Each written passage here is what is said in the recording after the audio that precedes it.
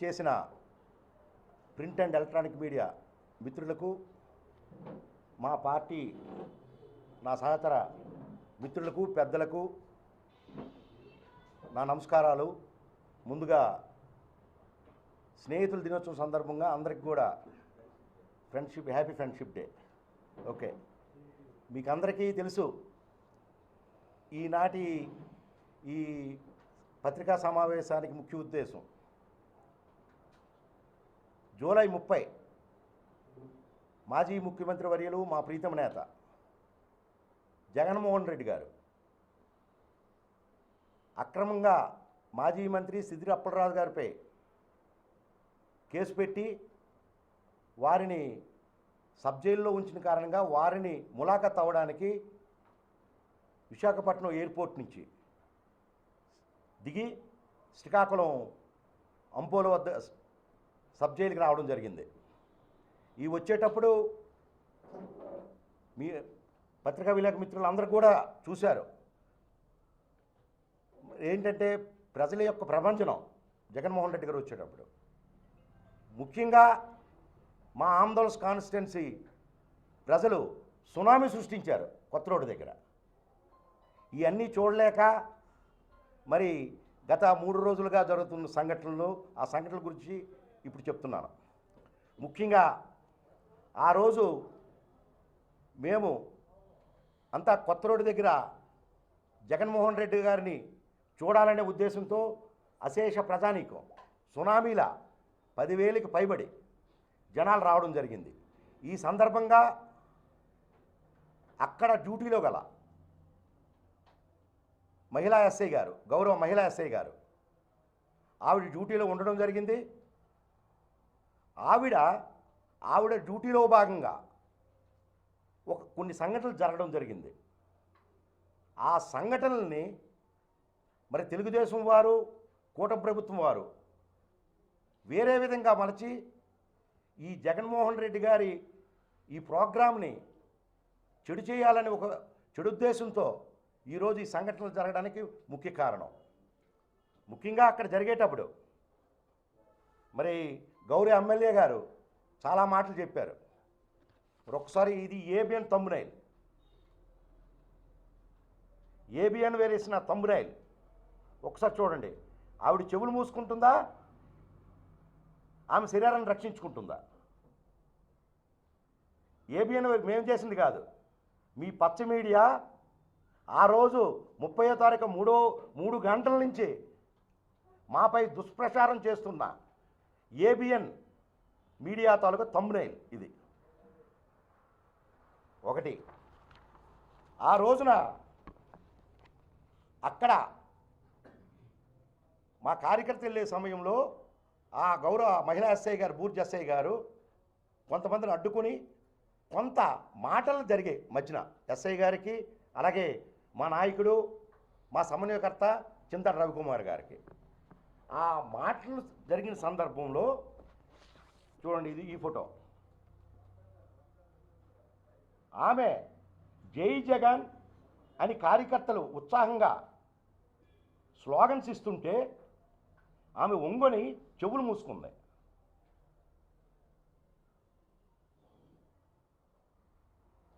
ఇది అక్కడ జరిగిన సంఘటన.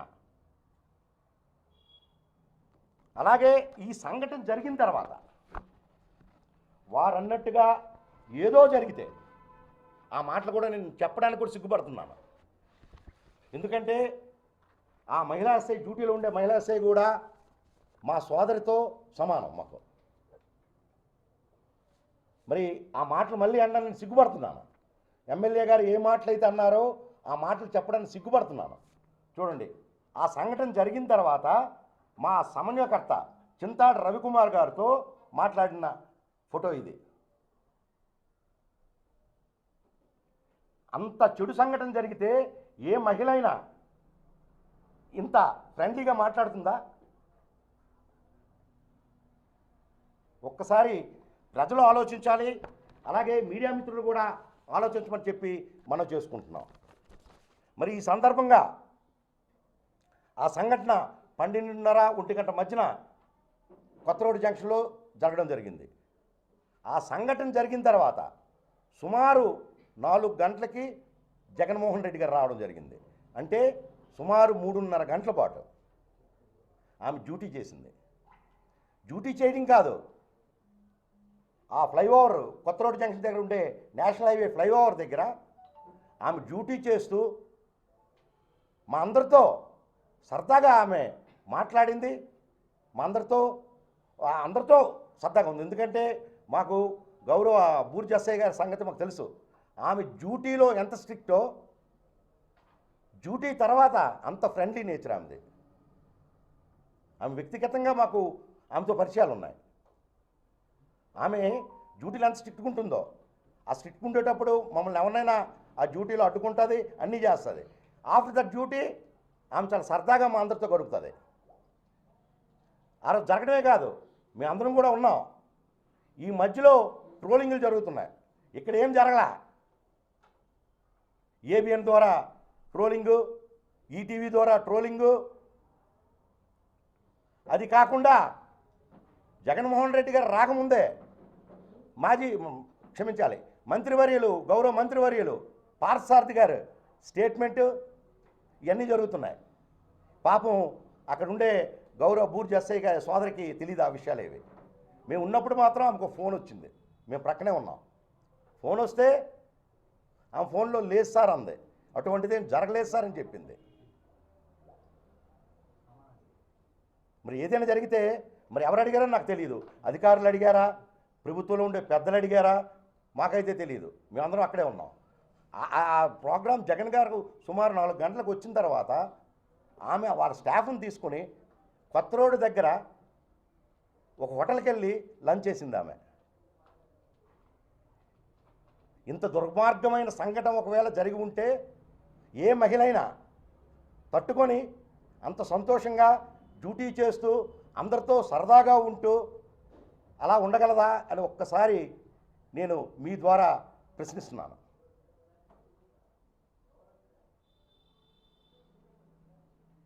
మరి ఈ సంఘటన తర్వాత 4-5 సరికి హోమ్ మినిస్టర్ గారి స్టేట్మెంట్, గౌరవ హోమ్ మినిస్టర్ గారి స్టేట్మెంట్, ఇక్కడ ఏం జరగలే. ఈ సందర్భంగా మనం ఒకటే ఆలోచన చేయాలి. ఎమ్మెల్యే గారు, ఇక్కడ స్థానిక ఎమ్మెల్యే గారు, కూటమి ప్రభుత్వం వాళ్ళ స్వార్థ రాజకీయాల గురించి పాపం ఒక మహిళా ఉద్యోగిని బలిపశువుని చేశారు. బలిపశువుని కాదు, ఇంకా చెప్పాలంటే అమ్మవారి దగ్గర మేకపోతుని చేశారు ఆమెనే. ఎందుకు ఈ మాట నేను అంటున్నానంటే వాళ్ళన్న మాటలు ఆ రోజు గౌరవ స్థానిక ఎమ్మెల్యే గారు ఏకపాత్రాభినయం చేశారు. ఆయన ప్రెస్ మీట్లో నిన్నగాక మొన్న అనుకుంటాను 31 ఏకపాత్రాభినయమే. దుర్యోధన ఏకపాత్రాభినయం చూస్తాం కదా, ఆ విధంగా ఏకపాత్రాభినయం చేశారు గౌరవ ఎమ్మెల్యే గారు. నిజంగా సంఘటన జరగని దానికి ఆయన చేసిన ఏకపాత్రాభినయంలో ఆ మాటలన్నీ మేము సిగ్గుపడుతున్నాం. అవే మాటలు నిజంగా ఒకవేళ మన ఇంట్లో మన భార్యకి కానీ, మన తెల్లికి కానీ, మన సోదరికి కానీ జరుగుంటే అవే మాటలు మనము మళ్ళీ ఉచ్చరించగలమా? అంత నీచంగా నిజంగా ఆవిడని మీరు మానసికంగా ఆమెని ఆ రోజు మీరు కించపరిచారు. ఆవిడ్ని మానసిక క్షోభకు గురి చేశారు. ఒకసారి ఆలోచన చేయండి. మన ఇంట్లో ఆడవాళ్ళకి ఆ విధంగా జరగిన విషయాన్ని అక్కడ పట్టుకున్నారు, ఇక్కడ చేశారు, అది చేశారు, ఇది చేశారు అని చెప్తే వారి మనసు ఎంత బాధపడుతుంది. వాళ్ళ ట్రోలింగు. రెండో రోజు ఈనాడులో మెయిన్ బ్యానర్ ఐటెం 3 కోలములతో బ్యానర్ ఐటెం. ఈ కూటమి ప్రభుత్వం, ఈ ఎమ్మెల్యే చేస్తున్న దానికి ఆనాటి విజయశాంతి పాట పాడాలి మనం. ఈ దుర్యోధన దుశ్శాసన దుర్వినీతి లోకంలో రక్తాలై చిందిస్తూ రాస్తున్న ఈ మరో చరిత్ర మహాభారతం 6వ వేదం అని ఇప్పుడు పాడాలి. మీరు చేసిన పనులకు పాడాలి. అంత మానసికంగా ఆమె క్షోభకు గురి చేశారు. మరి మీ స్వార్థ రాజకీయాల గురించి జగన్మోహన్ రెడ్డి గారిని కించపరచాలని, జగన్మోహన్ రెడ్డి గారిని అభిమానించే నాయకుల్ని కించపరచాలని చెప్పి మీరు చేసే ఈ పనులు ఏమైనా భావ్యంగా ఉన్నాయా? ఒక్కసారి మీ ద్వారా ప్రజలను నేను అడుగుతున్నాను. ఆయన మాటలు చూస్తుంటే ఆ రోజు ఇంకా ఆయన గురించి కూడా కొత్త చెప్పాలి మనం. నా దగ్గర ఒక వీడియో ఉంది. ప్రతిపక్షంలో ఉండేటప్పుడు పోలీస్ ఆఫీసర్స్తో ఆయన వ్యవహరించిన తీరు ఒకసారి మీరు చూడాలి. అది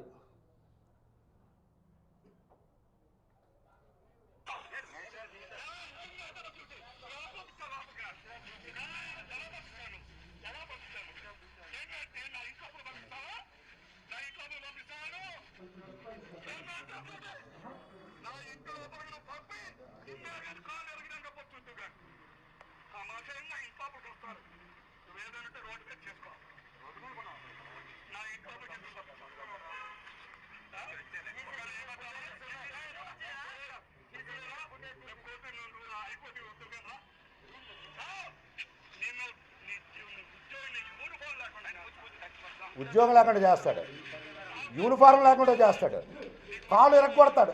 కాలు ఇరగొడతానని కూడా చెప్పలే, కాలు ఇరగా డాష్ డాష్ డాష్. దృష్టి పెడితే ప్రసాద్ వితిన్ 2 years ప్రసాద్ నీ యూనిఫారం ఎక్కడ కొడతా, అప్పుడు వరకు అక్కర్లేదు. నేను దృష్టి పెడితే ఇప్పుడే నీ యూనిఫారం ఎక్కడ కొడతా. ఇంకా చాలా వీడియోలు ఉన్నాయి, సందర్భాల్లో మీకు ఇవన్నీ వినిపిస్తాం. ఆయన ఒక పోలీస్ సిఐ గారి పైన ఆయన వ్యవహరించిన తీరు, ఆయన ఇప్పుడు మాకు శుద్ధులు నీతులు. ఒకసారి ఆలోచించేయమని చెప్పి మీ ద్వారా ప్రజలందరినీ నేను ప్రశ్నిస్తున్నాను. అక్కడ జరగని దానికే మీకు ఇంకేదో ఉందనుకోండి మా మీద బాధ, చాలా ఉంటాయి మా మీద కేసులు పెట్టడానికి, చాలా సందర్భాలు వస్తాయి. అంతే తప్ప ఒక గౌరవ మా సోదరిని, గౌరవ సబ్ ఇన్స్పెక్టర్ గారిని, ఒక మహిళని ఈ విధంగా చేయడం సబబా అని అడుగుతున్నాను. సందర్భాలు రావా? ఎన్నో సందర్భాలు ఉంటాయి. ఇలా నేను రోడ్డు మీద వెళ్ళిపోతుంటే బుట్టేపల్లి రమేష్ కుమార్ నన్ను చంపేస్తామన్నాడు, కేసు పెట్టండి. అంతే తప్ప ఇలా మహిళల్ని కించపరచడం ఎంతవరకు సబు? మీకు అలవాటేలేండి. మహిళల్ని కించపరచడం మీ పార్టీకి, మీ అధినాయకత్వానికి మీకు అలవాటే. మీరు ఆరాధించే ఎన్టీఆర్ అంటే అన్ని రోజులు ఆరాధించారు అనుకోకండి. కొన్ని రోజులు ఆరాధించారు, కొన్ని రోజులు చెప్పులు వేశారు, ఇప్పుడు మళ్ళీ ఆరాధిస్తున్నారు. ఆయన కలియుగ దైవం శ్రీ వెంకటేశ్వరుని సన్నిధిలో పెళ్లి చేసుకున్నారు లక్ష్మీపార్త గారిని. ఆ విధంగా ఆవిడని కూడా ఏ విధంగా మీరు ట్రోల్ చేశారు ప్రజలందరికీ తెలుసు. మీకు ఇది అలవాటే. మీ రాజకీయ పబ్బం గడుపుకోవడానికి మీరు మీ నాయకత్వం, మీ నాయకులు చేసే పనులే ఇవి. పబ్బం గడుపుకోవడానికి ఆనాడు లక్ష్మీ పార్వతిని కూడా ఇలానే కించపరిచారు, ఆమె వ్యక్తిత్వ హననం చేశారు. ఒక్కసారి ఇవన్నీ ఆలోచన చేయమని చెప్పి కోరుతున్నాను.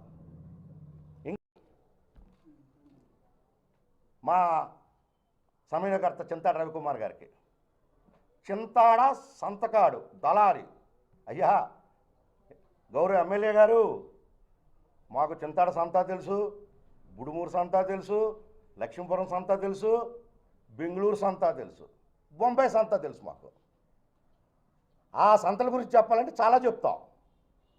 ఎవరు దళారిగాడో సంతలో,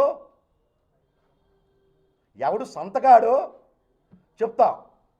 ఇంకా నీచంగా మీ అందరికీ సుపరిచితుడు మా చింతాడ రవికుమార్. వారికి రాజకీయంగా వారి కుటుంబంలో ఎవరు పెద్ద పదవులు అనుభవించలేకపోవచ్చు, ఒక సామాన్య కుటుంబం నుంచి వచ్చారు. ఆయన గంజాయి సేవిస్తాడట, గంజాయి సేవిస్తే కానీ బయటికి రారట. పాపం ఆయన కాఫీ కూడా తాగడు. మీకు అందరికీ తెలుసు, ఒకసారి ఆలోచన చేయండి. కాఫీ తాగడు ఆయన, ఎన్వి తిండో.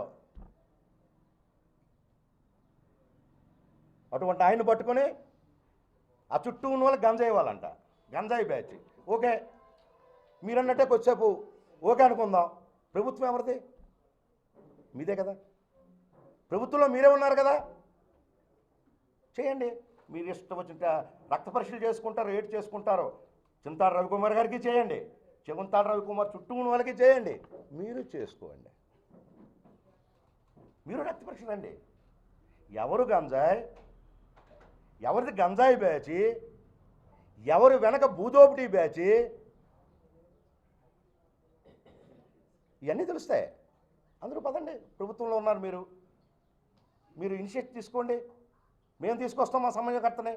మీరు ఎవరెవరు పేర్లు ఇస్తారో మా సమన్వయకర్త చుట్టూ ఉన్న వాళ్ళ పేర్లు, వాళ్ళందరి అన్నీ కూడా మేము ఏ పరీక్షకైనా మేము సిద్ధంగా ఉన్నాం, తీసుకొస్తాం.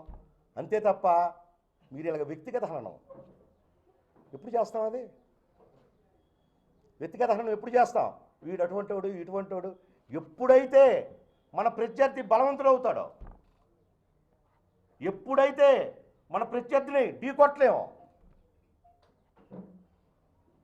అప్పుడు ఈ వ్యక్తిగత హననానికి వెళ్తాం. ఒకసారి ఆలోచన చేయండి. ఎప్పుడు వెళ్తాం మనం వ్యక్తిగత హననం? అలా రామారావు మంచోడు కాదురా, ఆడల్లాడు రాత్రి అలా తిరుగుతాడట్రా, తెల్లారి ఎలా తిరుగుతాడట్రా ఎప్పుడు అంటాం? ఎప్పుడైతే మనకంటే బలవంతుడు అయిపోయాడు, ఆడి మీదకి ఆడికి చెడ్డ ప్రజల్లో చేయాలని ఒక దురుద్దేశంతో ఇవన్నీ పెడతాం. ఈనాడు మా గౌరవ చింతాడ రవికుమార్ గారికి పార్టీలో కానీ జగన్మోహన్ రెడ్డి గారి దగ్గర కానీ, ఈనాడు మా వైఎస్ఆర్సీపీ ఆందోళన కాన్స్టిట్యూట్ కార్యకర్తల దగ్గర నుంచి కానీ పూర్తి సపోర్ట్ దొరుకుతుంది. ఇటువంటి సామాన్యుడు మాకు పోటీయా? అదే కదా మీ బాధ.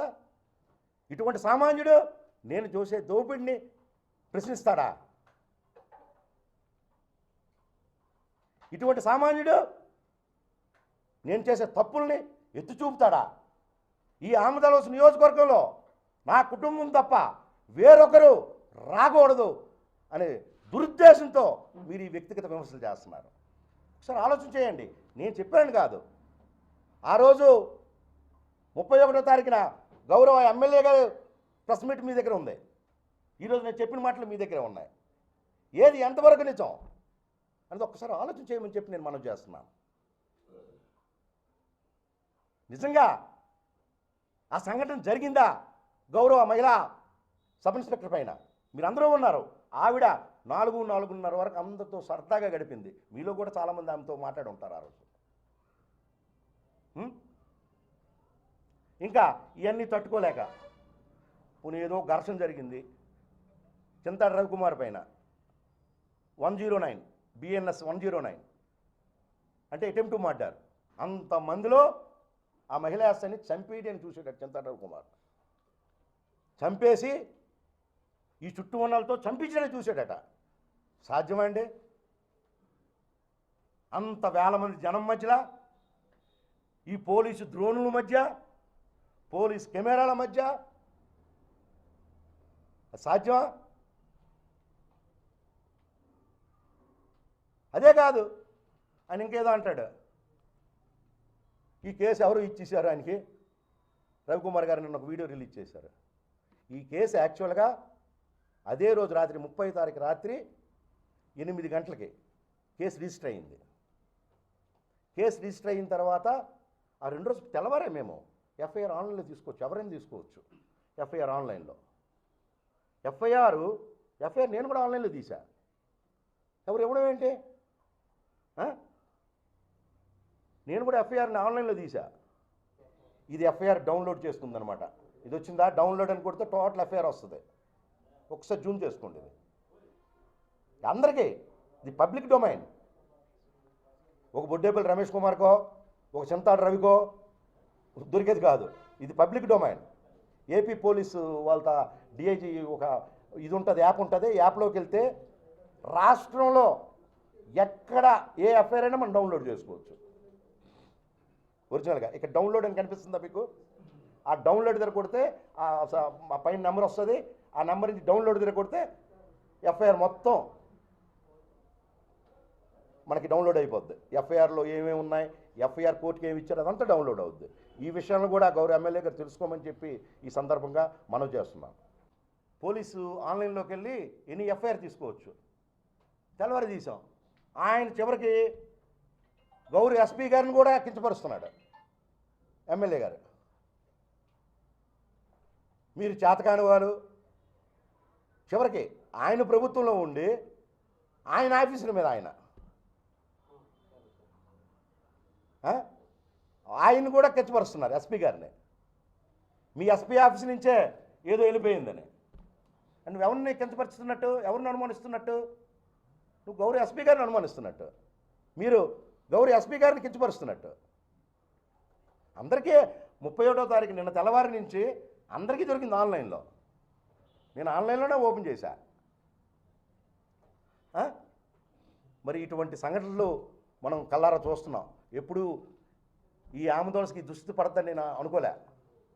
మన రాబోయే తరానికి ఇటువంటి రాజకీయాలను ఇస్తామని నేను ఎప్పుడు ఊహించలే. ఎందుకంటే నేను నెక్కరేసుకున్నప్పటి నుంచి రాజకీయం చేస్తున్నా. రాజకీయం అంటే ఏంటో నాకు తెలుసు. కొంతమంది దయ వల్ల నాకు పదవులు రాకపోయినా ఆ రాజకీయం ఏంటో నాకు తెలుసు. కానీ ఇటువంటి నీచ రాజకీయాల్ని, స్వార్థ రాజకీయాలకి, ఒక మహిళా ఉద్యోగిని అమ్మవారి దగ్గర మేకపోతం చేసే కార్యక్రమాన్ని, మీ స్వార్థ రాజకీయాలకి, మీ పదవుల కోసం ఒక మహిళా ఉద్యోగిని మానసికంగా కృంగదీసే కార్యక్రమాన్ని నేను ఎప్పుడు చూడలే. మరి అంటే అటువైపు జరుగుతుండేది. గత 10-12 సంవత్సరాలుగా చూస్తున్నాం. కానీ వీళ్ళు శ్రీకాకుళంలో మొదలుపెట్టారు. ఈ సందర్భంగా గౌరవ సబ్ ఇన్స్పెక్టర్ మహిళామణి, మా సోదరిమణి, సోదర సమానురాలు, ఆమె కూడా నేను ఒక విన్నపం చేస్తున్నాను. మీరు మనసా వాచా కర్మణ ఇదే సంఘటన గౌరవ ఎమ్మెల్యే గారు చెప్పిన సంఘటన జరిగిందని మీరు భావిస్తే, మీరు చెప్తే మా కాన్స్టిట్యున్సీ వైఎస్ఆర్సీపీ మొత్తం కేడర్ అంతా వచ్చి మీకు క్షమాపణ కోరుతాం. ఆమె మనసా వాచా కర్మణ గుండె మీద చేసుకొని నిజంగా నాకు జరిగిందని చెప్తే ఒక్కసారి మీరు పర్సనల్గా ఆవిడకి అడగండి. పర్సనల్గా అడగండి. అందరూ చాలామంది ఇక్కడ ఆమెకి పరిచితురాలే. ఆమె ఒకసారి అడిగి చూడండి నిజంగా ఈ సంఘటన జరిగిందని తెలిస్తే. మరి నీ కేసులకి మా సమన్వయ గారు చెప్పేటట్టు నీ కేసులకి, ఈ ఊపులకి మేము జడిసే పరిస్థితి ఉండదు. మేము జగనన్న సైనికులం. ఓకే, మీరు ఎన్ని కేసులు పెడతారో పెట్టుకోండి, మేము సిద్ధంగా ఉన్నాం వాటికి ఎదుర్కోవడానికి. ఒకటి మాత్రం ఖాయం, మీరు ఎంత ప్రయత్నాలు చేసినా 2029లో వచ్చేది జగన్మోహన్ రెడ్డి ప్రభుత్వం. 2029లో ఆమదాల వలస ఎమ్మెల్యేగా గెలిచేది చింతాడు రవికుమార్. రాసుకోమని చెప్పండి. కోన రవికుమార్ గౌరవ ఎమ్మెల్యే గారు మీరు రాసుకోండి. ఈరోజు మీరు ఎన్ని చేసినా ఆల్రెడీ మీ గ్రాఫ్ పడిపోయింది ప్రజల్లో. ఊరకనే ఆడదంటాడు వేల కొద్ది జనం వస్తే 200 మంది వెళ్ళామట. 200 మంది వెళ్ళామనండి, నీ సంతోషం ఎందుకు కాదనాలి? పాపం ఆ రోజు రాత్రి ఎవరికి నిద్రలు లేవంట ఈ కూటమి ప్రభుత్వ నాయకులకి. ఈ సునామీని చూసి, ఈ జన సునామీని చూసి ఎవరికి నిద్రలు లేవట. ఇది పరిస్థితి. మీరు మీ ద్వారా ప్రజలందరికీ తెలియజేయాలని మేము ఈ కార్యక్రమాన్ని ఈరోజు మీడియా సమావేశాన్ని పెట్టాం.